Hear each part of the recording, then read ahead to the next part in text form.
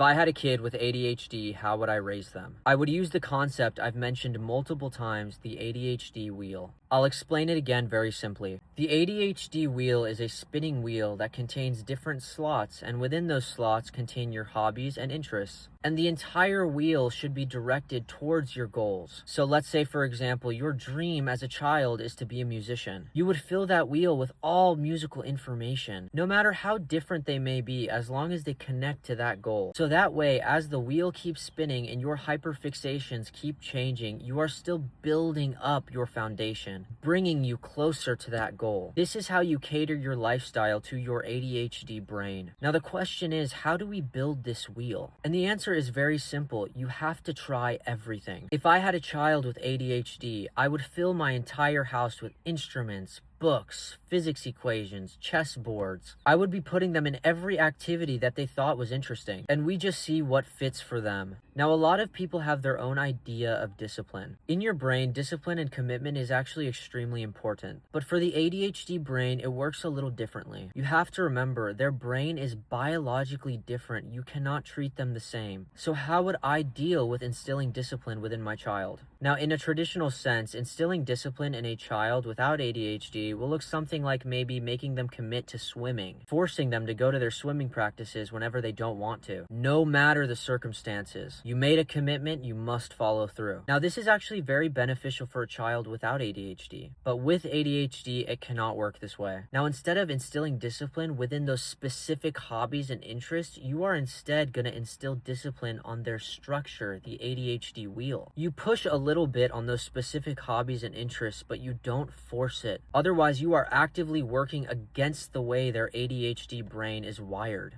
Instead, what I would do is say, for example, they're very interested in chess. They're hyper-fixating on getting better, learning new strategies, going to competitions, and then randomly, it just falls off. I would push it a little bit. I would say, look, are you sure? I would keep putting it in front of them. But as a little bit of time goes by, you have to realize that it's no longer within their interests. The wheel has moved. You have to move with it. What that would look like is taking the chessboard off their desk and maybe putting something else in front of them. And you're not taking that chessboard and throwing it in the trash. You're taking it and putting it in their peripheral vision. So it's still there if they ever want to go back. Teaching your child with ADHD to function this way will change their lives forever. Can you imagine if you as a child with ADHD had something like this? Your parents were extremely educated, teaching you how your brain worked and working with you instead of against you. Not making you feel guilty because you didn't work the same way other children did. And now, once you've refined your wheel as the years have gone by with things that are actually important to you, you work on building up your foundation, pushing you closer to your goals. So instead of a lot of us discovering something like this in our 20s, we would have discovered it when we were a child. Being prepared to take on the world when we transfer to adulthood. Understanding our brains and the way we work and what environments we thrive in, and how to actually create those environments ourselves, not just trying to barely squeeze into society. If a child with ADHD